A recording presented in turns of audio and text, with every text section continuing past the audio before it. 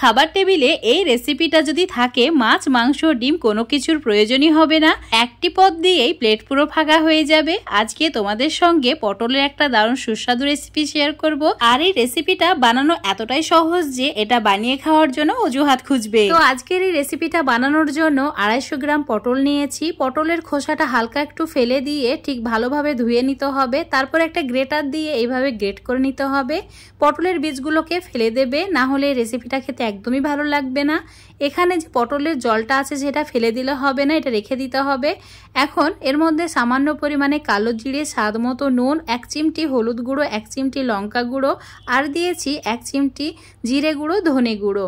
এবার নিতে হবে বেসন। আর এখানে বেসনের পরিমাণটা প্রথমে 2 চামচ অ্যাড করবে, এর চেয়ে বেশি কিন্তু অ্যাড করা যাবে না।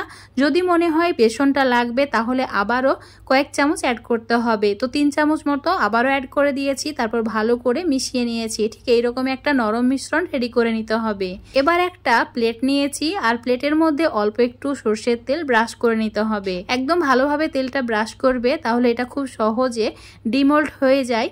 তো এখন এই মিশ্রণটা এইভাবে প্লেটে রেখে দিতে হবে আর হাত দিয়ে ঠিক এইভাবে চেপে চেপে একদম ভালোভাবে এটাকে সেট করে নিতে হবে।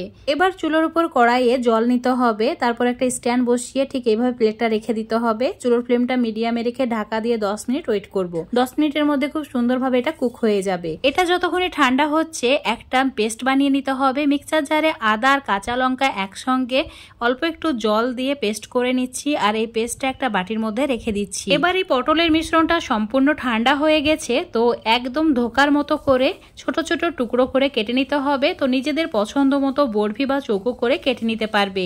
ঠিক এইভাবে এটাকে আলাদা করে নিতে হবে, মানে এক একটা পিসকে আলাদা করে একটা প্লেটে রেখে দিতে হবে। তারপর চুলোর উপর একটা ফ্রাই প্যানে নিতে হবে সর্ষের তেল। তেলটা একদম ভালোভাবে গরম করে নিতে হবে। ধোয়া ওঠা গরম হলে ধোকাগুলোকে অ্যাড করে দিতে হবে। তারপর উল্টে পাল্টে একদম লালচে করে ভেজে নিতে হবে।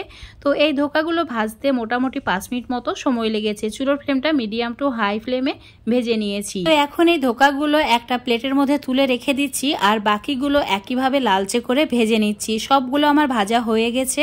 তো ওই তেলের মধ্যে আরও একটু সর্ষের তেল অ্যাড করে দিতে হবে, মানে যতটুকু প্রয়োজন সেই হিসাবে তেলটা অ্যাড করবে।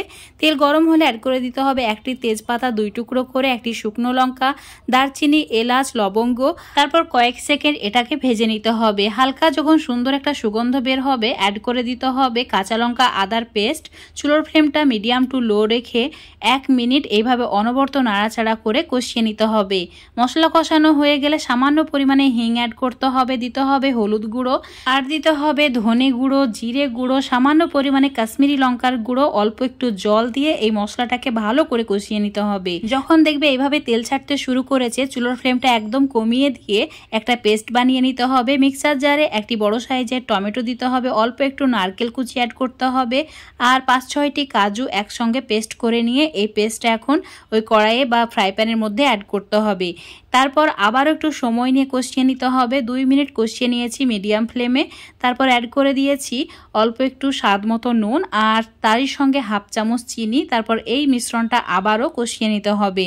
3-4 মিনিট লো ফ্লেমে কষিয়ে নিয়েছি। যখন দেখবে এইরকমভাবে তেল ছাড়তে শুরু করেছে তখন এই মিশ্রণটা একদম পারফেক্টভাবে কষানো হয়ে গেছে। এবার এর মধ্যে 1 গ্লাস জল অ্যাড করে দিতে হবে। চুলোর ফ্লেমটা হাই করে দিয়ে ভালো করে মিশিয়ে নিতে হবে। যখন এই গ্রেভিটা ফুটতে শুরু করবে তখন 1 মিনিট মতো ভালো করে ফুটিয়ে নেওয়ার পর অ্যাড করে দিতে হবে ভেজে রাখা পটলের ধোকাগুলোকে। তারপর একদম চুলোর ফ্লেমটা মিডিয়ামে রেখে 5 মিনিট রান্না করে নিতে হবে। তোমাদের এখন 5 মিনিট পর দেখাচ্ছি। দেখতেই পাচ্ছ উপরে তেলটা চলে এসেছে। এবার এর মধ্যে 1 চামচ ঘি অ্যাড করে দিতে হবে আর এর সঙ্গে অ্যাড করে দিতে হবে গোটা কাঁচা লঙ্কা 5-6টি মতো আর একদম ছোট দেখে কাঁচা লঙ্কাগুলো অ্যাড করবে। তারপর ঢাকা দিয়ে লো ফ্লেমে 5 মিনিট রান্না করে নিয়েছি। এখন এটা সম্পূর্ণ রেডি হয়ে গেছে। ঢাকা দিয়ে 5 মিনিট এভাবেই রেখে দেবো চুলোটাকে অফ করে দিয়ে। তারপর সার্ভ করে দেখাচ্ছি। কালারটা দেখতেই পাচ্ছ কতটা লোভনীয় হয়েছে আর খেতেও সেরকম দারুণ সুস্বাদু হয়েছে। তো বন্ধুরা অবশ্যই বাড়িতে একবার এইভাবে পটলের ধোকা বানিয়ে খেয়ে দেখবে। এটা খেতে সত্যি বন্ধুরা খুবই সুস্বাদু হয়। তো আজকের এই রেসিপিটা ভালো লাগলে অবশ্যই লাইক, শেয়ার, কমেন্ট করে দেবে। রেসিপিটা ফেসবুক পেজ থেকে দেখলে পেজটাকে ফলো করে নেবে। ইউটিউব থেকে দেখলে চ্যানেলটাকে সাবস্ক্রাইব করে রাখবে।